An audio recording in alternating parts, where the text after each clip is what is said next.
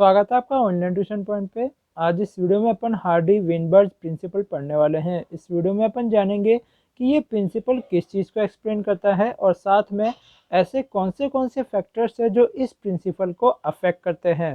साथ में एनसीईआरटी में जो नेचुरल सिलेक्शन के 3 ग्राफ दिए गए हैं उसको भी अपन इस वीडियो में समझेंगे। तो अगर आपको ये सब जानना है तो वीडियो को ज़रूर एंड तक देखिएगा।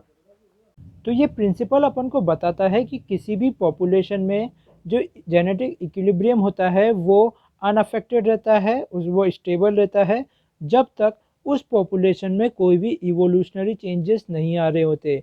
तो जब तक ये इवोल्यूशनरी चेंजेस नहीं आएंगे जो जेनेटिक इक्विलिब्रियम होता है ये स्टेबल रहता है।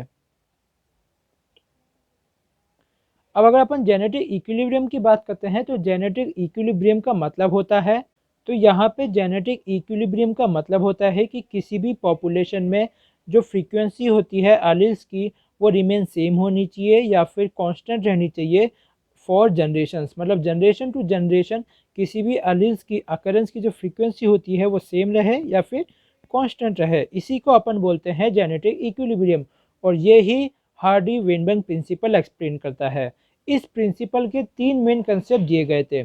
सबसे पहला जो कंसेप्ट था वो इसी लाइन में आ जाता है कि जो अलील्स है उनकी फ्रीक्वेंसी सेम या फिर कांस्टेंट रहनी चाहिए। तो ये तो आता है पहला कंसेप्ट, बेसिक कंसेप्ट जो दिए गए थे इस प्रिंसिपल के। सेकंड यहाँ पे बताया गया था जो जीन पूल होता है, द जीन पूल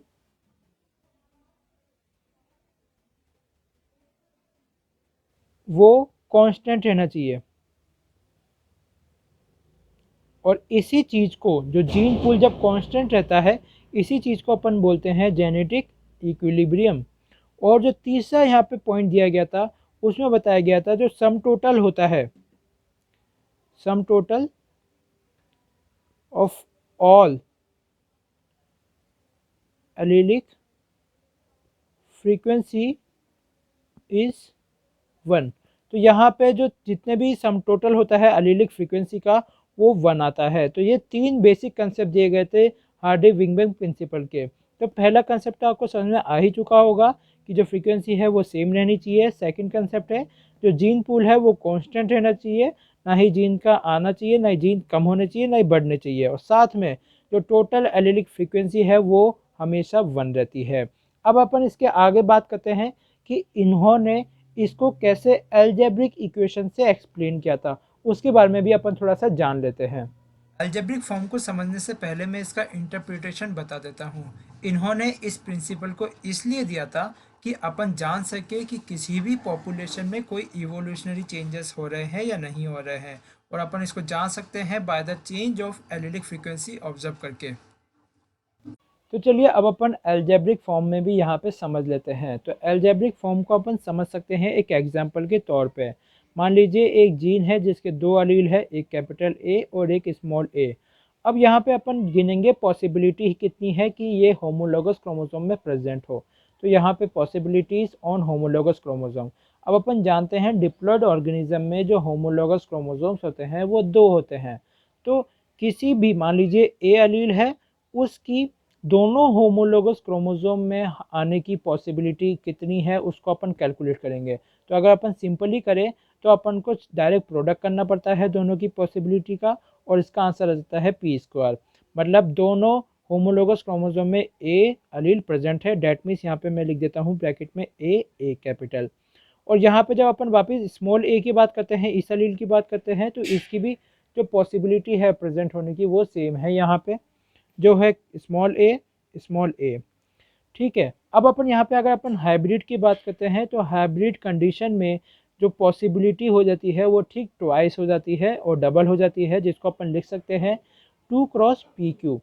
अब यहाँ पे अपन ने तीनों कंडीशन की पॉसिबिलिटी देख ली है।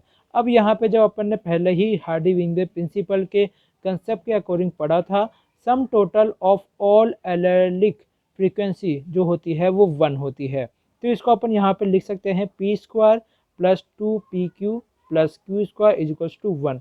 ये जो है ये बाइनोमियल एक्सपेंशन है किसका, अपन जानते हैं p प्लस q ब्रैकेट में स्क्वायर का। तो इसी का एक्सपेंशन बाइनोमियल एक्सपेंशन ये है। और ये जो तीसरा पॉइंट है हार्डी विंगबेक प्रिंसिपल, उसको ये यहाँ पे अपन लिख सकते हैं। अब अपन आगे बात करते हैं। तो चलिए अब अपन जान लेते हैं उन फैक्टर्स को जो हार्डी वेनबर्ग प्रिंसिपल को अफेक्ट करते हैं। ये जो फैक्टर्स है वो किसी भी पॉपुलेशन में जेनेटिक इक्विलिब्रियम को डिस्टर्ब कर देते हैं। डिस्टर्ब करने से मतलब ये है कि जो जीन और अलील्स की फ्रीक्वेंसी है उसमें चेंजेस आ जाते हैं। तो चलिए अपन उन फैक्टर्स के बारे में जान लेते हैं। तो ये जो टोटल फैक्टर्स है ये टोटल 5 है। तो यहाँ पे अब मैंने वो 5 अफेक्ट्स को लिख लिया है जो जेनेटिक इक्विलिब्रियम को अफेक्ट करते हैं। तो सबसे पहले अगर अपन इफेक्ट की बात करते हैं तो आता है जीन माइग्रेशन। जीन माइग्रेशन में क्या होता है, कुछ इंडिविजुअल्स एक पॉपुलेशन से दूसरी पॉपुलेशन में जाके रहना स्टार्ट कर देते हैं और वहीं पे ब्रीडिंग करते हैं। इसके कारण क्या होता है, जीन्स का गेन और लॉस दोनों होता है। जहाँ से वो जाते हैं वहाँ पे जीन और अलील्स का लॉस होता है, और जहाँ पे वो पहुँच जाते हैं रहना स्टार्ट करते हैं वहाँ पे जीन्स का गेन होता है। तो जीन माइग्रेशन के कारण जो फ्रीक्वेंसी होती है वो चेंज हो जाती है, जिसके कारण जेनेटिक इक्विलिब्रियम डिस्टर्ब हो जाता है। फिर इसके बाद अपन सेकंड इफेक्ट की बात करते हैं जो इसको बोलते हैं अपन जेनेटिक ड्रिफ्ट। तो जेनेटिक ड्रिफ्ट में बाय चांस किसी भी स्मॉल पॉपुलेशन में अगर फ्रीक्वेंसी चेंज हो जाती है तो उसको अपन बोलते हैं जेनेटिक ड्रिफ्ट। फिर उसके बाद आती है म्यूटेशन की। तो म्यूटेशन में 3 स्पेशल पॉइंट होते हैं। पहला, म्यूटेशन क्या होता है, रैंडम होता है।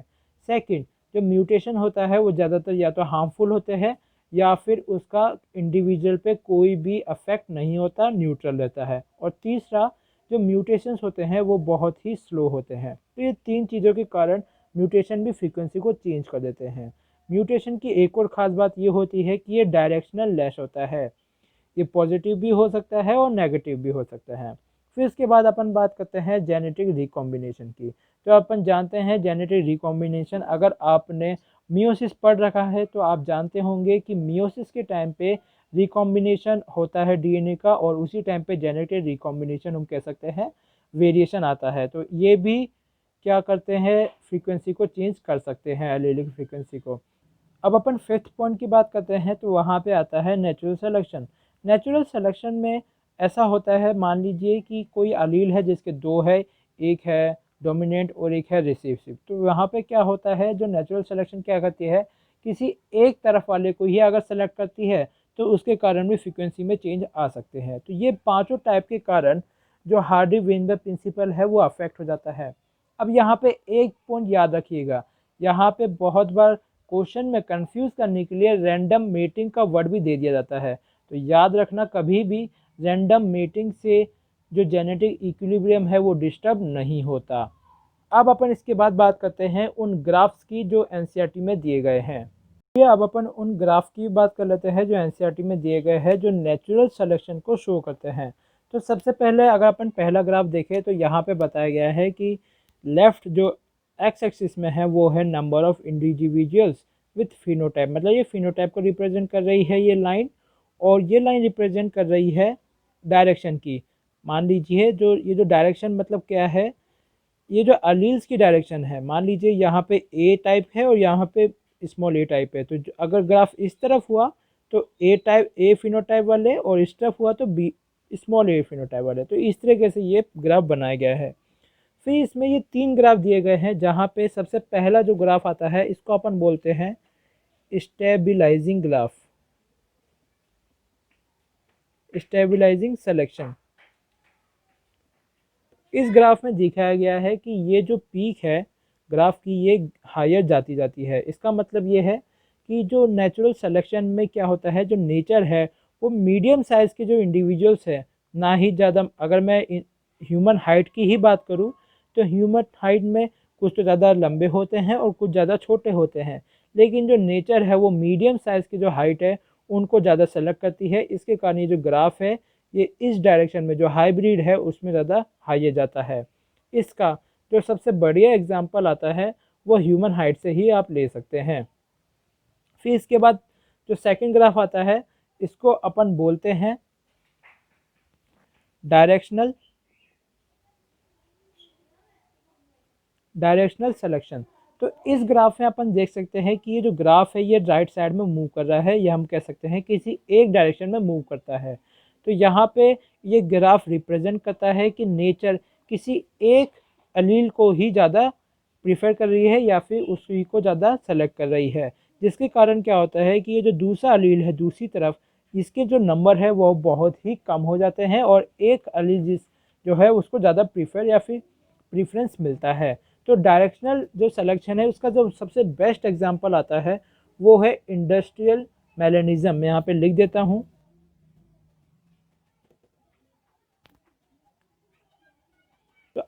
तो अगर आप इंडस्ट्रियल मेलेनिज्म के बारे में नहीं जानते हैं तो मैं इसके बारे में आपको थोड़ा सा बता देता हूँ। इसमें जो मॉथ है ये एक इंसेक्ट होता है। इसके बारे में बताया गया है कि इंडस्ट्रियलाइजेशन से पहले जो वाइट मॉथ थे उनके नंबर ज़्यादा थे, लेकिन इंडस्ट्रियलाइजेशन के बाद कार्बन का नंबर बढ़ गया एटमॉस्फेयर में, जिसके कारण कार्बन की लेयर हो गई और हम कह सकते हैं पॉल्यूटेड हो गई जगह। और पॉल्यूशन के कारण जो ब्लैक कलर के मॉथ थे वो उस ब्लैक कंडीशन में और पॉल्यूटेड एरिया में इजीली कैमोफ्लेज कर पाते थे और छुप पाते थे, जिसके कारण क्या हुआ, जो ब्लैक मॉथ है उसके नंबर बढ़ गए आफ्टर इंडस्ट्रियलाइजेशन।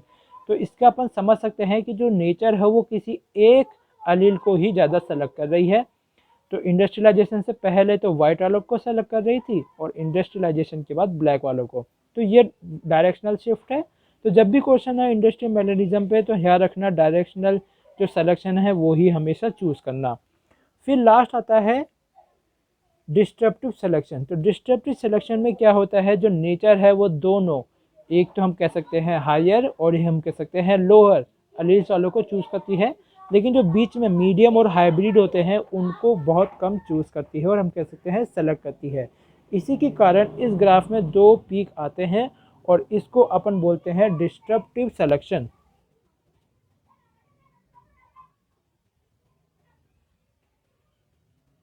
तो ये मैंने बात यहाँ पे एक्सप्लेन कर दिया है इन सारे ग्राफ्स को।